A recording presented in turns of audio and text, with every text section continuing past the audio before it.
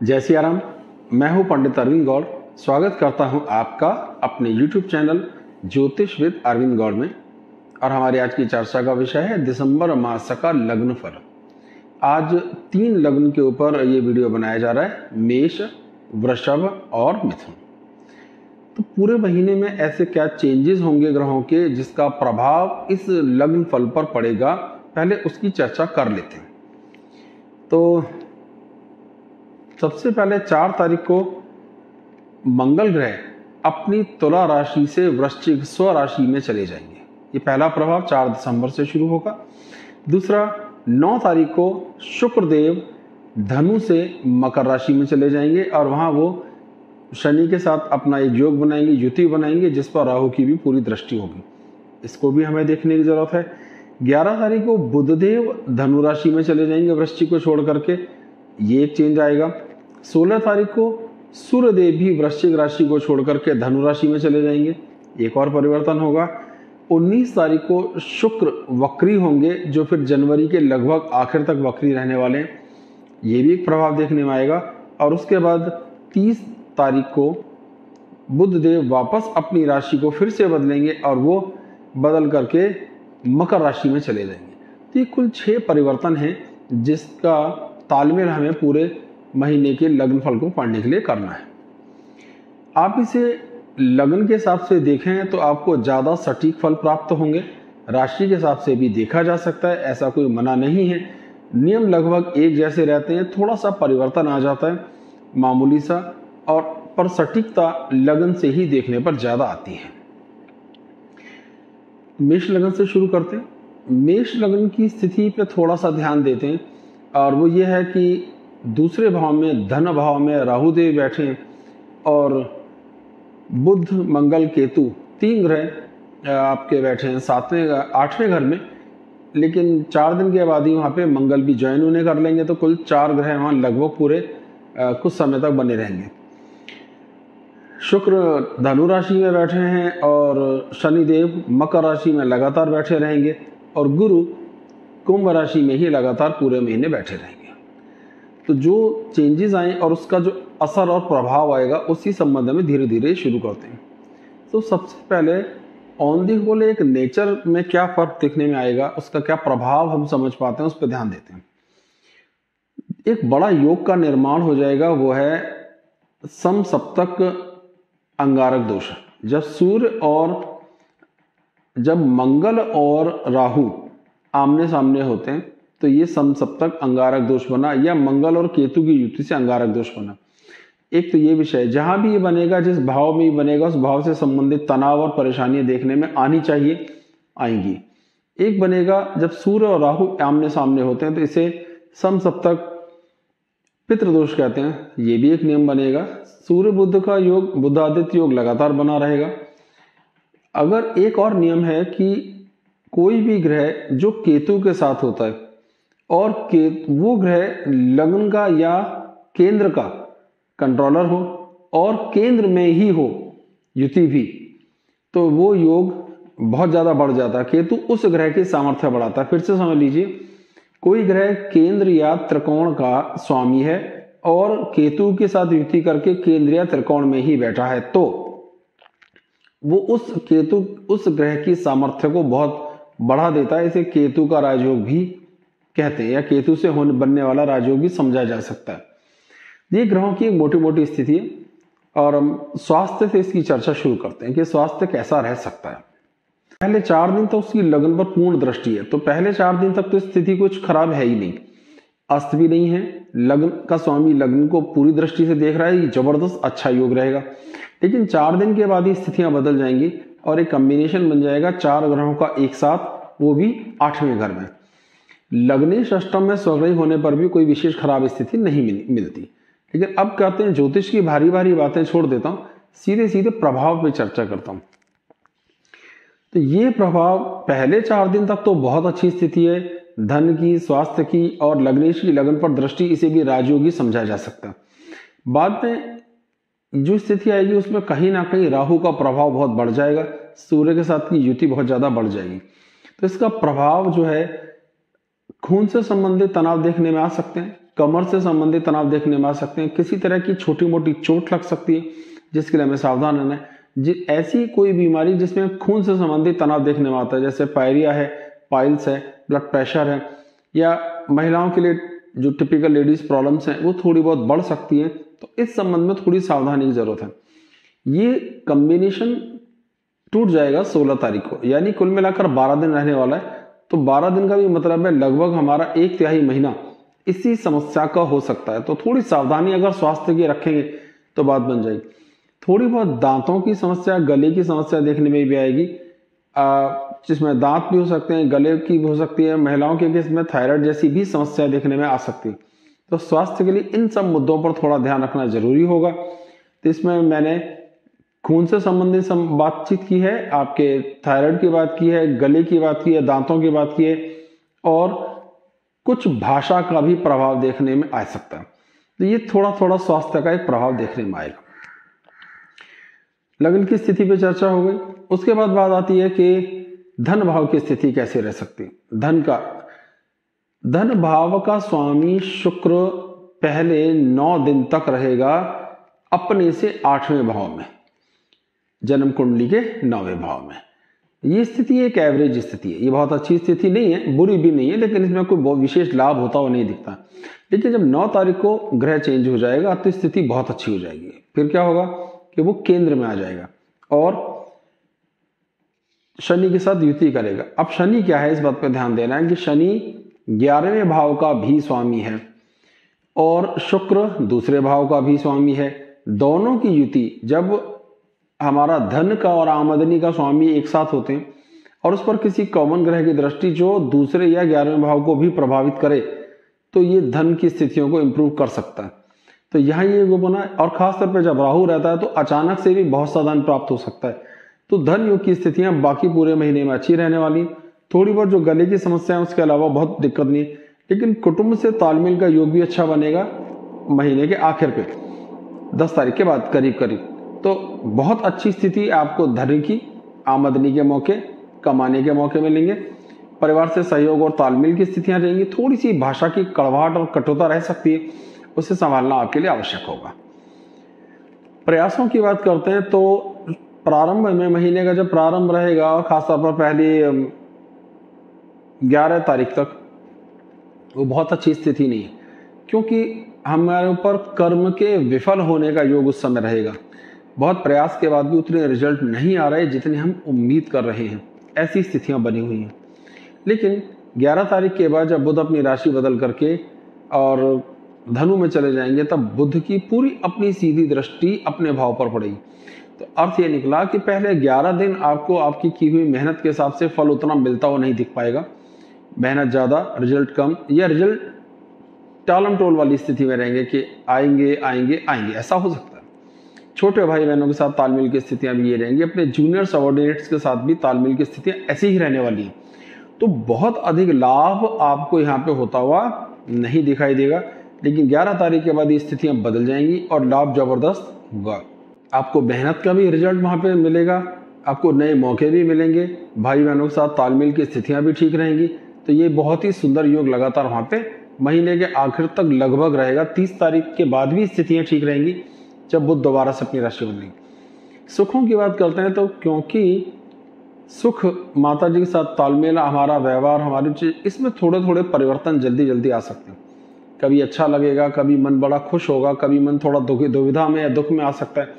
इससे कुछ मिले जुले रिजल्ट देखने में आ सकते हैं। कुछ तिथियां ऐसी हैं जैसे 1, 4, 5, 12, 13, 23, 27, 28, ये ऐसी तिथियां हो सकती हैं जिनमें इंग्लिश की डेट से कि जिसमें उतना आनंद नहीं आया जितना आना चाहिए। मन थोड़ा डरा हुआ, मन थोड़ा परेशान सा रह सकता है, लेकिन बहुत अधिक चिंता का विषय नहीं है। थोड़ा थोड़ा वेरी करता है हालात और परिस्थितियों के साथ, लेकिन वापस इसका एडजस्टमेंट ठीक हो जाएगा, बहुत चिंतित नहीं है ना। 5वां भाव हमारे ज्ञान का, सोच समझ का, सही मौके पर सही फैसला लेने का, संतान का, हमारे डाइजेशन का या पेट का भी है।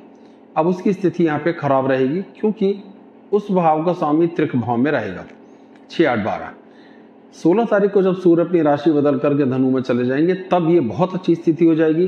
तब स्थितियां बहुत अच्छी होंगी। मतलब पहले आधा महीना हमारे को संतान से संबंधित, भाव से संबंधित, पंचम भाव यानी डाइजेशन की तकलीफें, पेट की तकलीफें, डाइजेशन की तकलीफें, संतान के सुख, संतान प्राप्ति में तकलीफ, जो जिनको नए नई स्थितियां यहाँ पे बनेंगी संतान की, उनके लिए संतान प्राप्ति में भी कुछ परेशानियां देखने में आ सकती हैं, कुछ ज़्यादा नहीं, क्योंकि बृहस्पति की कृपा भी मिल रही है।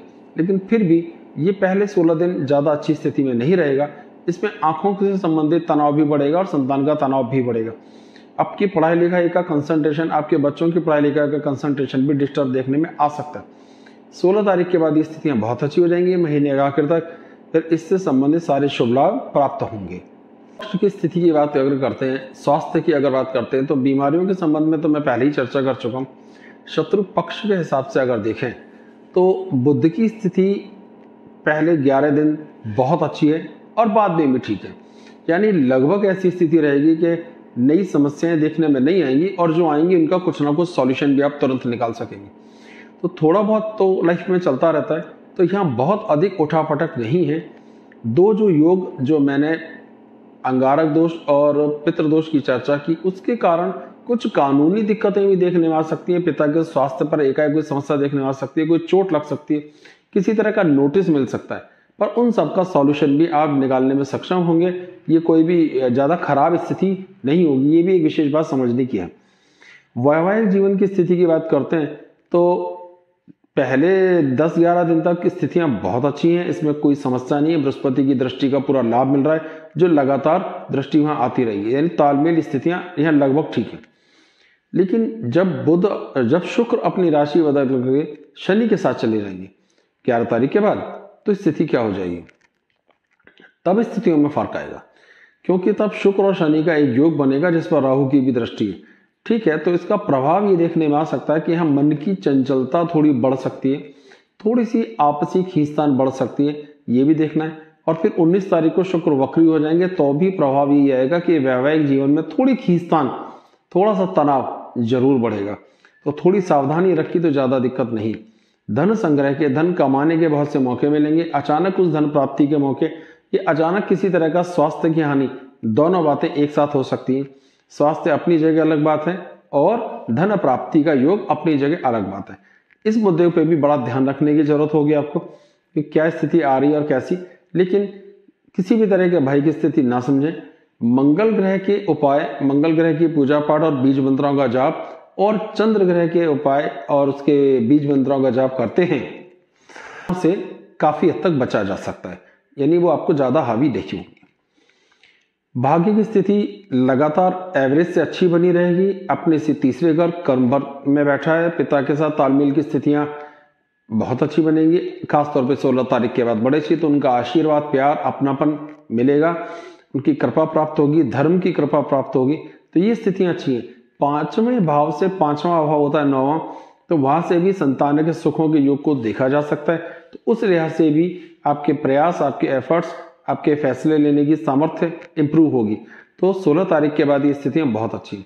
10वें भाव में लगातार शनिदेव अपना राजयोग बनाकर बैठे रहेंगे, शशक महायोग, और उनकी अपनी उच्च दृष्टि 7वें भाव पर पड़ रही है, यानी 10th से 10वें भाव पर।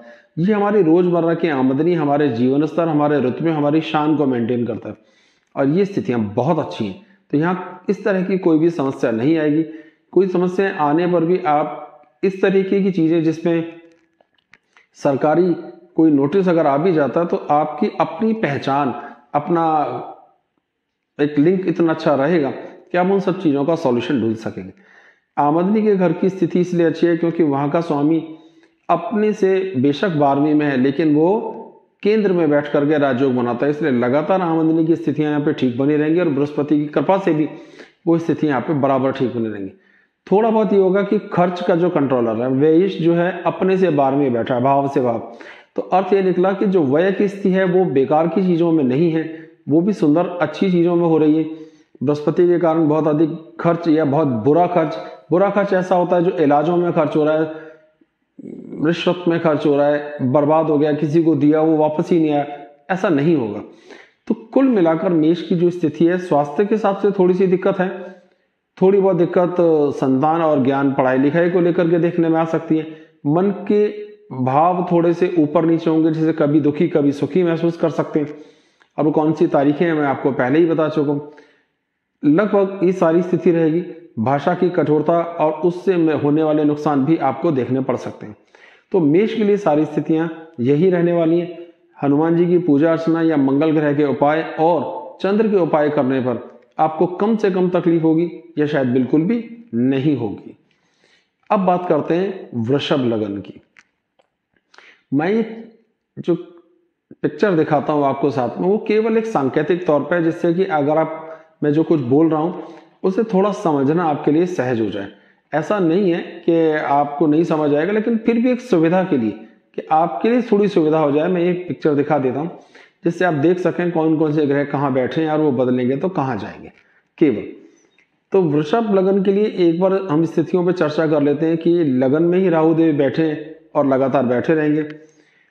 3 ग्रह पहले 4 दिन तक, यानी सूर्य, बुध और केतु सप्तम भाव में रहेंगे और उसके बाद मंगल 4 तारीख को उनके साथ जुड़ जाएंगे। शुक्र 11 तारीख तक 8वें घर में रहेंगे, बाद में वो 9वें घर में चले जाएंगे और शनिदेव 9वें घर में बराबर अपनी स्वग्रही स्थिति में बने रहेंगे। गुरु 10वें भाव में बराबर पूरे मास 10वें भाव में बने रहेंगे। तो ये स्थिति है, यानी केंद्र में अगर एक समय ऐसा रहने वाला है कि जब 6 ग्रह केंद्र में होने वाले हैं और केंद्र त्रिकोण मिलाकर के देखते हैं तो कम से कम 7 ग्रह और चंद्र को भी गिनते हैं तो 8 ग्रह केंद्र त्रिकोण में रहेंगे। अपने आप में बड़ी अच्छी स्थिति भी है और खराब स्थिति भी है। मैं दोनों पर चर्चा एक एक करके करूंगा। स्वास्थ्य की चर्चा करते हैं। सबसे पहले इनकी स्वास्थ्य की स्थिति कैसी रहेगी। पहले 11 दिन लगन का स्वामी ही अष्टम भाव में रहने वाला है, ये स्थिति खराब है। तो स्वास्थ्य को लेकर, डाइजेशन को लेकर, दांतों को लेकर, गुस्से को लेकर के भी, गुस्सा भी स्वास्थ्य की एक जिम्मेदारी है, अच्छी स्थितियां नहीं रहेंगी। वहां तनाव देखने में जरूर आएगा। लेकिन जब शुक्र अपनी राशि बदल करके शनि के साथ 9वें भाव में चले जाएंगे तो स्थितियां यहाँ पे फिर ठीक हो जाएंगी। तो लग्न दोष जो बन रहा है वो अच्छा नहीं है, वो खराब है, जिसका आपको बाकायदा नुकसान हेल्थ के हिसाब से देखने में मिल सकता है।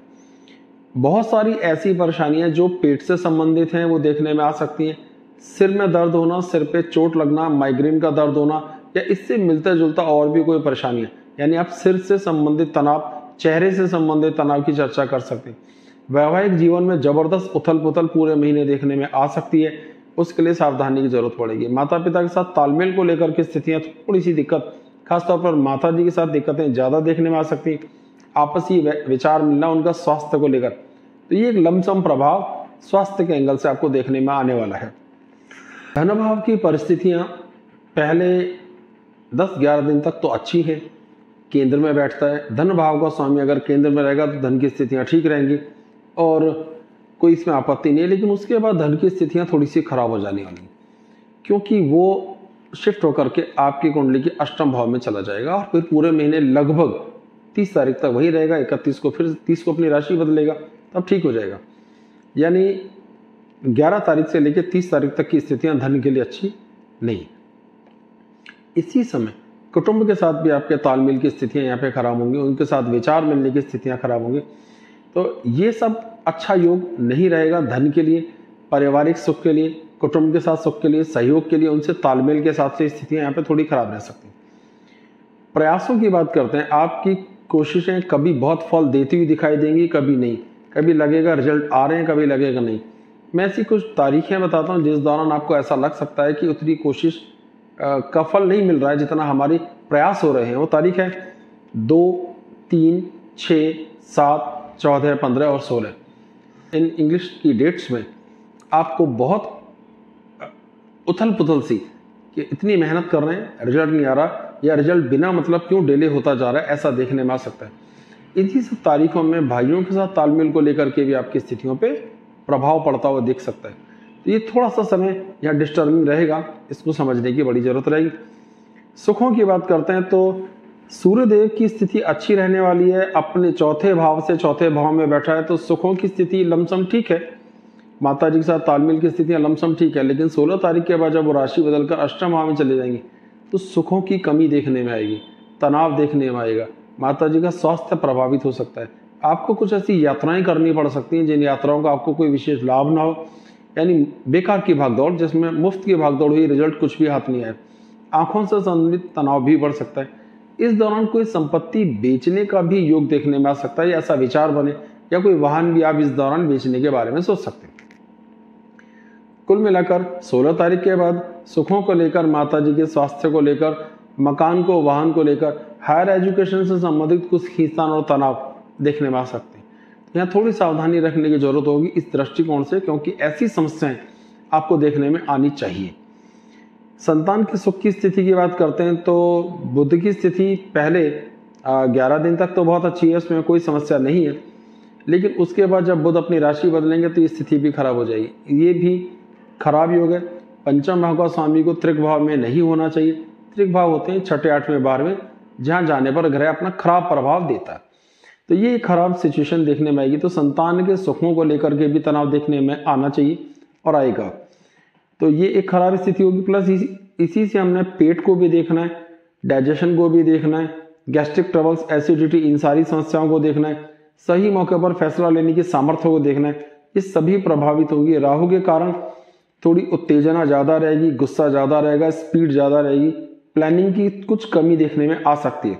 कारण हड़बड़ाहट में, जल्दबाजी में, या गुस्से में, या ईगो के कारण आपसे कुछ फैसले गलत हो सकते हैं।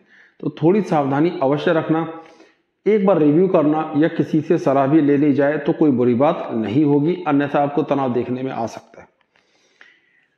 सुखों की बात करते हैं, फिर शत्रुता की बात करते हैं। तो पहले 9 दिन तक शुक्र की स्थिति जो है वो 8वें घर में, यहाँ तक तो स्थितियां ठीक हैं। उसके बाद में वो जब शिफ्ट हो जाएगा तब भी ठीक है, क्योंकि शनि की भी पूरी दृष्टि में आएगी और गुरु की भी। तो आपको शत्रुओं से सीधे सीधे तकलीफ नहीं है। जो कुछ तकलीफ है आपको अपनों से देखने में आएगी। अपनों से दिक्कत आएगी, अपने घर वालों से आएगी, अपने थोड़ी बहुत ससुराल वालों से भी आ सकती है, इसकी चर्चा मैं अभी करूंगा। लेकिन बहुत अधिक या बहुत खराब परिस्थितियां यहाँ पे नहीं है। बहुत ज्यादा स्वास्थ्य के, पर्सनल स्वास्थ्य को लेकर के दिक्कतें नहीं आएगी। वैवाहिक जीवन पे तनाव जरूर रहेगा।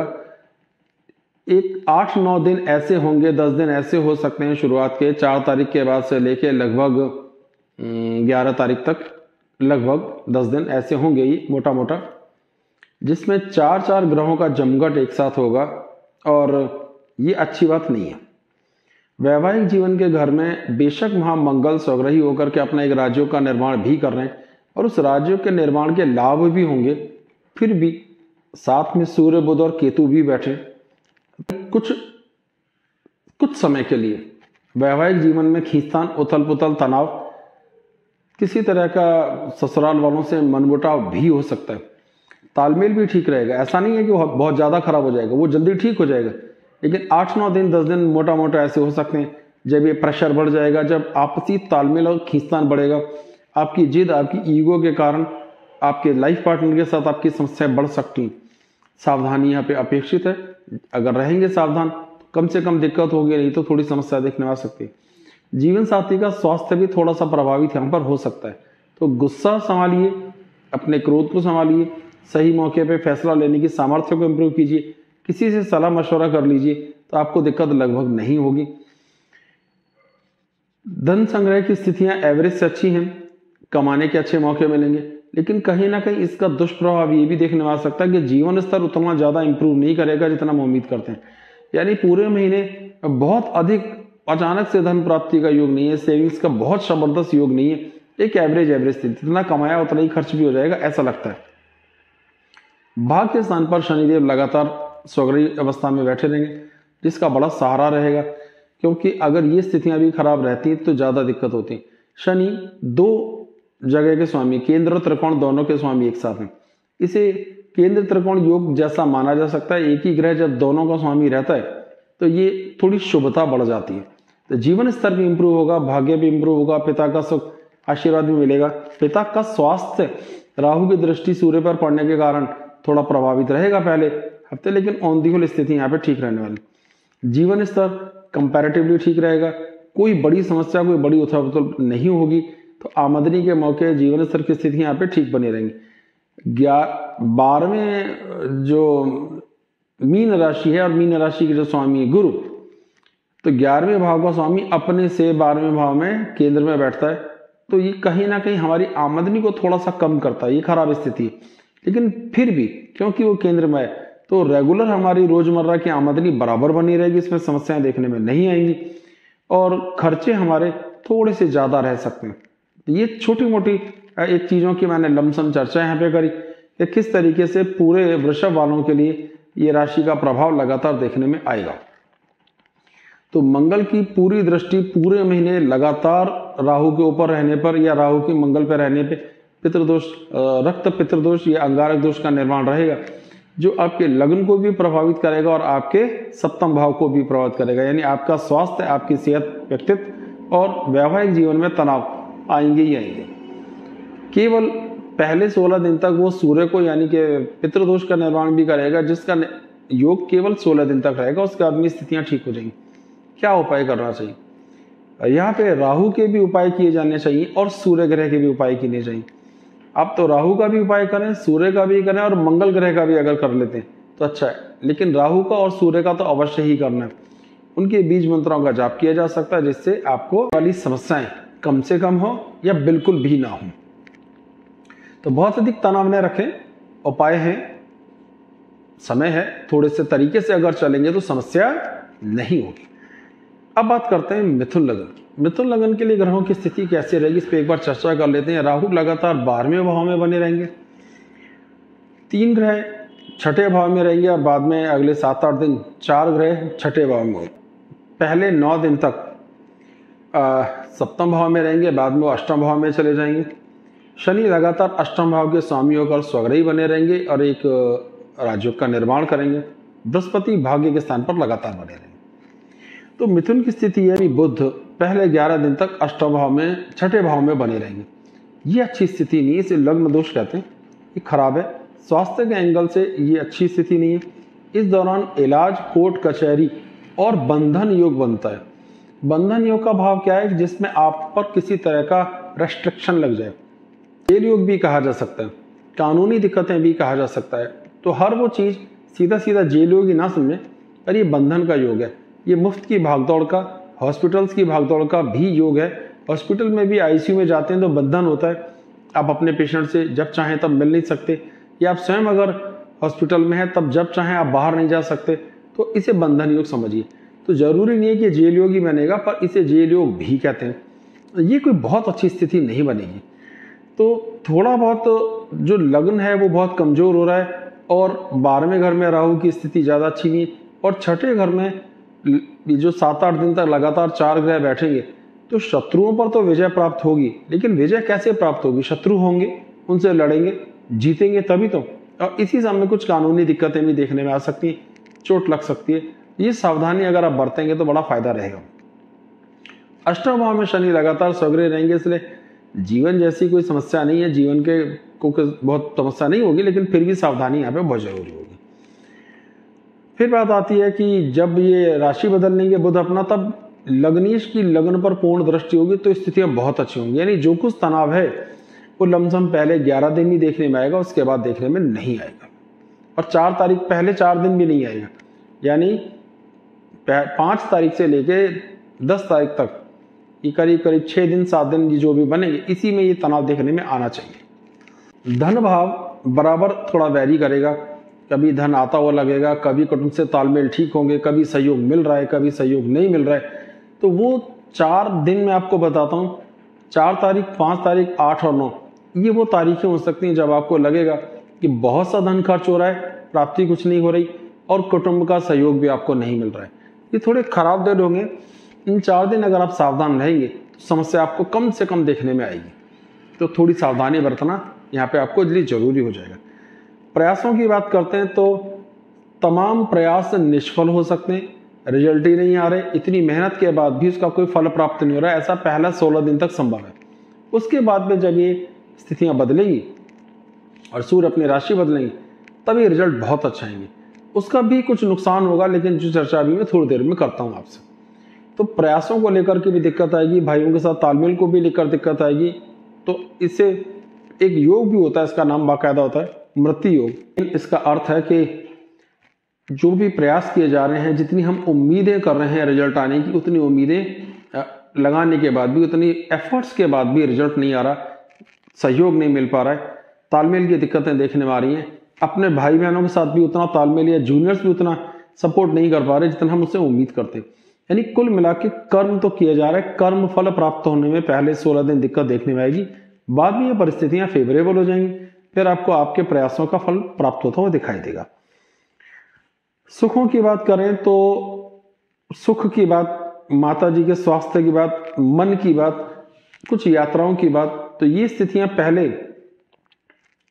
9 दिन तक ज्यादा अच्छी नहीं है, ये खराब है। इसका मतलब है आपकी भागदौड़, आपकी यात्राएं मोटिवेटेड होंगी किसी समस्या से, किसी कारण मुफ्त में भागदौड़ आपकी बढ़ जाएगी, इसका ध्यान रखना है। स्वास्थ्य के कारण भी ऐसा हो सकता है और किसी खींचतान, तनाव, प्रेशर, कानूनी दिक्कत के कारण भी ऐसा हो सकता है।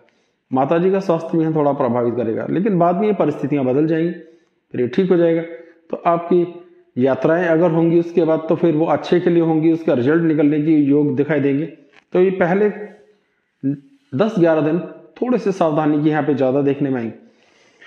अब बात सही मौके पर सही फैसला, संतान और संतान के सुखों की स्थिति की बात करते हैं। पहले 9 दिन ये स्थितियां ठीक है, मतलब आपकी कोशिशें ठीक हैं, बच्चों के साथ तालमेल ठीक है, उनकी पढ़ाई लिखाई, उनसे मिलने वाले सुख सौहार्द ठीक है, बृहस्पति की कृपा भी वहां लगातार मिल रही है, उनकी दृष्टि पड़ रही है, वो सब ठीक दिखाई दे रहा है। लेकिन उसके बाद शुक्र अपनी राशि बदल करके कुंडली के 8वें भाव में चले जाएंगे। अब ये पूरे महीने लगातार फिर वहीं पे रहेंगे, ये स्थिति खराब रहेगी और अष्टम में जाके भी वो फिर वक्री हो जाएंगे 19 तारीख को। तो संतान को लेकर के भी तनाव देखने में आ सकता है। आपकी पढ़ाई लिखाई, आपका डाइजेशन, आपके सही मौके पर लेने वाले डिसीजन, ये सभी किसी न किसी रूप में प्रभावित होंगे। यानी ये पूरा महीना किसी न किसी तरह थोड़ी उथल पुथल का देखने में आ रहा है। जब हम संतान से यहाँ पे फ्री हो जाते हैं तो फिर आती है शत्रु पक्ष, बीमारियां। अब जो मंगल ग्रह है वो वहीं पर 4 तारीख को आके बैठ जाएगा और अपना राजयोग बनाएगा। 6ठे भाव का स्वामी 6ठे भाव में अपने आप में एक राजयोग की स्थिति है, उस पर राहु की भी दृष्टि है। इसका मतलब है आप इसे शत्रु विजय योग जैसा भी मान के चल सकते हैं कम से कम 11 तारीख के बाद। लेकिन फिर से वही समस्या है कि शत्रु होगा तो तभी तो उसको जीता जाएगा, और लड़ाइयां भी होंगी तो कुछ नुकसान अपना भी होगा। सावधान रहेंगे तो ज्यादा दिक्कतें नहीं होंगी, स्वास्थ्य को भी संभाला जा सकता है। उपाय मैं आपको जरूर बताऊंगा, वीडियो के आखिर में देखिएगा। फिर बात आती है वैवाहिक जीवन और हमारी रोजमर्रा की आमदनी। यहाँ की स्थिति ठीक ही है, ज्यादा खराब नहीं रहेगी, कोई बहुत बड़ा इसमें खींचता नहीं आएगी। लेकिन 16 तारीख को यहाँ एक राजयोग का निर्माण हो चुका होगा, उसका नाम है बुध आदित्य योग। लेकिन सूर्य का वैवाहिक जीवन के घर में आना भी अपने आप में कोई बहुत अच्छा योग नहीं रहेगा। तो 19-20 तनाव आपको वैवाहिक जीवन में भी देखने में आ सकता है, या इन सब घटनाओं का परोक्ष या अपरोक्ष प्रभाव आपके जीवन साथी पर भी पड़ेगा।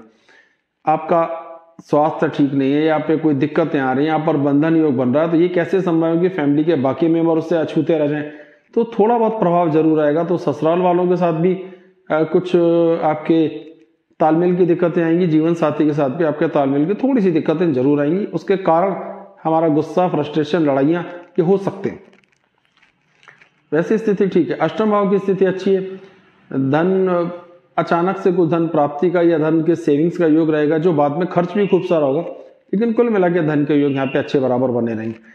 भाग्य की स्थिति इसलिए ठीक है कि भाग्य का स्वामी स्वग्रही होकर के बैठा हुआ है, वहां ज्यादा दिक्कत नहीं है, और बृहस्पति पिता के घर में बैठ करके, धर्म के घर में बैठ करके आशीर्वाद दे रहे हैं। अपनी दृष्टि से लग्न को, हमारे प्रयासों को और संतान को संभाल रहे हैं, तो इससे हमारा स्वास्थ्य, हमारी हिम्मत और ताकत बनी रहेगी। बृहस्पति की कृपा से हमें अपने भाइयों के साथ तालमेल की स्थिति का मौका मिलता रहेगा, सही मौके पर सही फैसले ले पाएंगे, स्वास्थ्य को मेंटेन करेंगे, फैसले ठीक लेंगे, एफर्ट्स ज्यादा करेंगे। तो बहुत सी स्थितियां यहाँ पे बृहस्पति की कृपा से संभल रही हैं, जो थोड़ी थोड़ी बिगड़ती और ग्रहों से दे रही थी, इसलिए हमें बहुत खराब स्थिति होने नहीं देगा। केंद्रों का स्वामी है 7वें और 10वें का भाव, और वो बैठता है त्रिकोण में। तो केंद्र का स्वामी जब त्रिकोण में बैठता है तो ये स्थिति भी शुभ रहती है। जीवन स्तर को लेकर के ऑन दी होल परिस्थितियां ठीक रहने वाली हैं, बहुत खराब स्थिति यहाँ पे नहीं होगी। आमदनी का स्वामी मंगल 6ठे भाव में स्वग्रही है, तो उसका त्रिक भाव में जाना शुभ नहीं है, और मंगल वैसे भी 6ठे भाव में अत्यधिक बलशाली होता है, तो आमदनी तो होगी और उसका शायद वास्तविक लाभ होता हुआ नहीं दिखाई देगा, खर्चा भी उसी रेशो में बहुत ज्यादा होगा। और राहु देव का 12वें में बैठना आंखों को भी प्रभावित करेगा, कान को भी प्रभावित करेगा, कानूनी दिक्कतें, भागदौड़, इलाज, हॉस्पिटल्स के चक्कर, ये सारे देखने में आ सकते हैं। तो इन सब चीजों में हमें क्या उपाय करना चाहिए? अगर हम बुध ग्रह को मजबूत करते हैं, तो आधी समस्या का सॉल्यूशन आ जाएगा। और मंगल देव के लिए कुछ दान की बात करते हैं तो अभी बात बन जाएगी। तो हमें बुध ग्रह के लिए कुछ करना है, और अगर जन्म कुंडली में स्थितियां अच्छी हैं बुध ग्रह की तो पन्ना भी धारण किया जा सकता है, इससे भी आपको लाभ देखने में जरूर आएगा। तो उपाय हम बुध ग्रह के बीज मंत्रों का जाप या उससे संबंधित पूजा पाठ और मंगल ग्रह के बीज मंत्रों का जाप और उनके संबंधित पूजा पाठ करते हैं तो कोई विशेष समस्या आपको देखने में नहीं आएगी। हमने जिन 3 लग्नों पर चर्चा की उसमें क्या समस्याएं और किस तरह की देखने में आ सकती हैं, इस विषय में आपको सारी बात बताई। ये गोचर पे बनने वाला वीडियो है, ये एज इट इज ज्यों की त्यों सभी लग्नों पर पूरी तरह लागू नहीं हो सकता, क्योंकि आपकी अपनी जन्म कुंडली में भी अपने ग्रह हैं, उनका भी प्रभाव बहुत जबरदस्त होता है। लेकिन गोचर प्रभावित जरूर करता है, हम पर उतना ही प्रभाव पड़ता है जितने हमारे ग्रह जन्म कुंडली में अच्छे या बुरे हैं।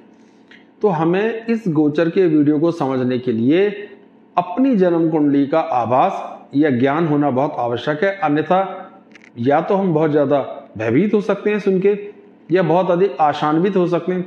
ये दोनों ही बातें बहुत ठीक नहीं होंगी। तो अगर आप अपनी जन्म कुंडली दिखाने के लिए संपर्क करना चाहें तो मेरा व्हाट्सएप नंबर स्क्रीन पे लगातार दिखाया जा रहा है, आप संपर्क कर सकते हैं, व्हाट्सएप कीजिए। इसके लिए जो शुल्क और किस तरीके से वो दिया जा सकता है, ये सारी जानकारी आपको व्हाट्सएप पे दे दी जाएगी, और किस तरह आप फोन पर बात करेंगे ये सब जानकारी भी आपको समझा दी जाएगी। तो हमारे चैनल को सब्सक्राइब कीजिए, वीडियोस को लाइक कीजिए और आगे शेयर भी कीजिए। बहुत बहुत धन्यवाद। जय सिया राम।